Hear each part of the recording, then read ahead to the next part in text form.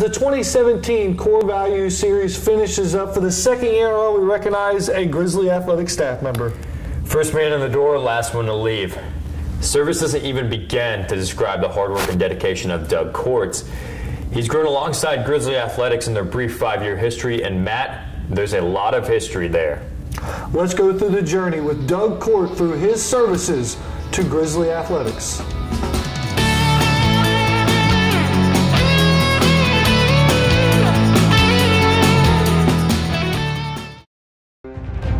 You know, game days start very early in the day. You know, we try and get everything all set up.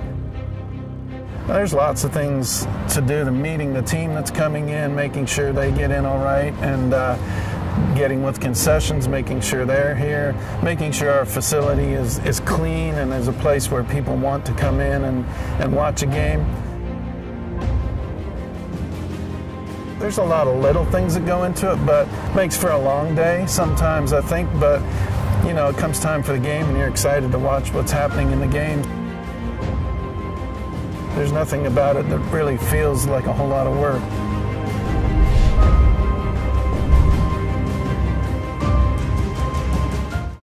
Doug Court has witnessed the growth and success of GGC Athletics. We played our very first soccer game in history on this field. And the excitement of that day, just being part of something that was brand new. But it was a great day. We had the president here, and we had kids sitting up on the up by the college here, and a big full set of stands over here. So it was a lot of energy involved in that day. It was a great day in our history, I think. Even a couple of years ago, standing on the landing up there, watching both of our teams compete for a championship, you can see both fields at the same time. And to look down and just see this place buzzing with excitement and activity, and both of our teams on the field competing and winning AII championships. I think 2014, when we won on this field to go to our very first World Series. We had lost earlier in the tournament, and we had to come back and beat a team 2 games. And just the final strikeout, it was a called third strike, and the place just went crazy, and the team went crazy. You know, this complex is so ideal with the viewing stand up here, and last year these courts down here, I guess 8 courts down here were resurfaced right from the ground up, torn right up and put new surfaces down. And then 8 more courts up top were just resurfaced as well. This place is just a symbol of what GGC is about, the consistency of this program, having a 7 out of 8 possible national championships, and they've really kind of set the tone for our athletic program. Growing up in Toronto, Court has always had that giving hand. I grew up in the Salvation Army and was exposed to many wonderful people and experiences, and I came actually from Canada to Florida to take a job teaching music down there within the church. So that brought me to the States back in 1986. His wife Cindy would soon follow him to Florida, and the Courts would begin to settle into the South. The southern states has become really home for us over the last several years, and then we've been here in Georgia since 1998. The calling to come to GGC hit close to Court's new home. So tell me a little bit about the story of how you came here to GGC.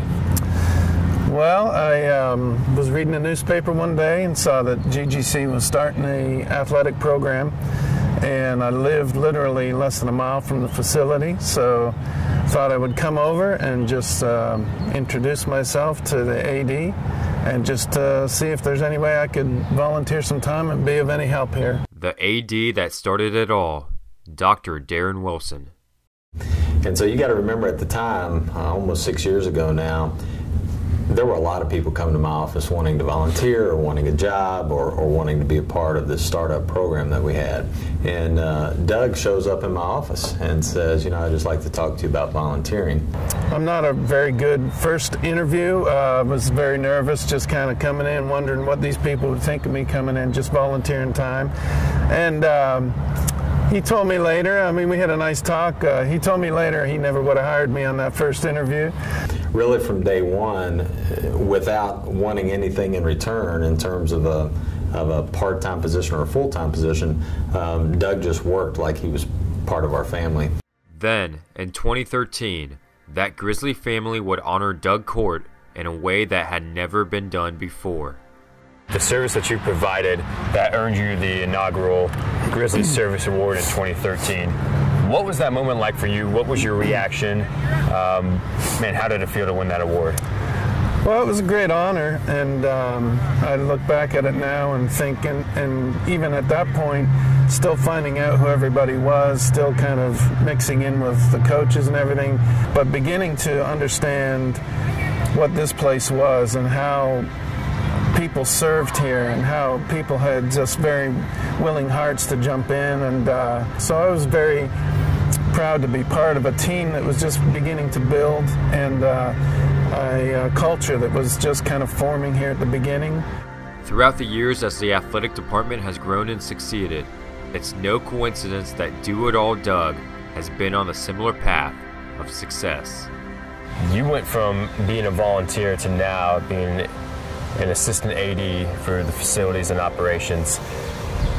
To get that kind of promotion, what was that like? What was your reaction?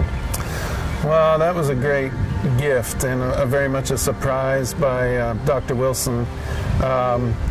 And I honestly, since I've been here, and I think this is what good leaders do, they stretch you to new things, and I think that's what he did for me, put new challenges in front of me, things that I would never have guessed that I would have been doing 10 years ago, things that I wouldn't have been comfortable doing 10 years ago. So I've been very blessed to have been pushed that way. Is there a specific moment or example of him displaying service or the selflessness that you were talking about? Well, what's interesting with Doug is it's daily.